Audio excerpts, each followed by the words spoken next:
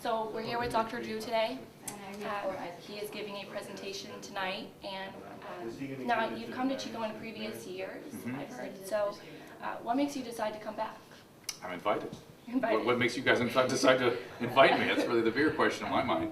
I am happy to talk to young people anywhere, anytime, and nothing, probably all the things I do, this is one of the real, can be, go bad too, I'll be honest. But when I really feel connected to an audience of young people, it's one of the most satisfying things I do. Great. When did you decide to come into this career field? Oh, that's a longer story. I was a third-year medical student and was asked to come and help out on a radio show in 1983, and went up, and here were these amazing questions being asked, and I just thought, wow, I'm 24 years old, and I have this body of information that young people should understand. It's pretty simple, and I can relate because I'm so young too, and I'm just going to sit up here and do it. And I thought I was doing community service. I did it for 10 years for free, and it really wasn't until my wife got pregnant with triplets that she kind of sent me in and said, from now on when you're out of the house at night, it's a job, Right. no more community service. I feel like you're one of the few medical people I see in public who actually is addressing the medical concerns of like my generation. Yeah, it's a big deal to me that my profession is in such bad shape right now.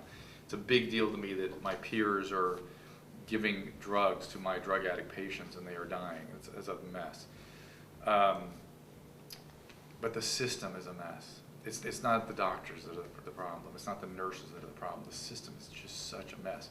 And so we're all so busy just trying to deal with life-threatening problems, you know, really severe medical issues, that we don't have time for health enhancement.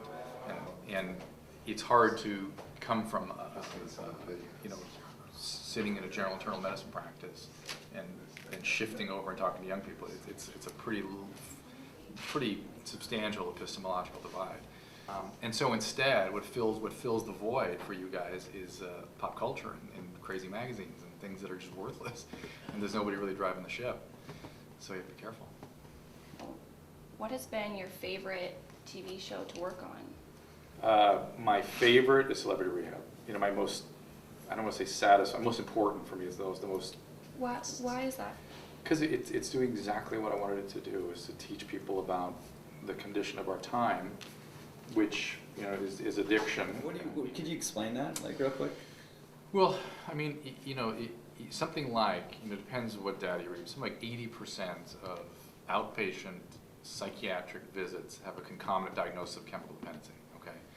That, look around your campus, you know, right? I mean, the alcohol, every unwanted outcome, you find alcohol, every one.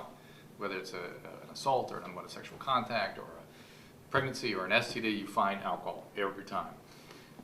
And then sprinkle in the other substances and you realize that this is affecting your health. And it's pervasive in mental health, it's pervasive in young people's health.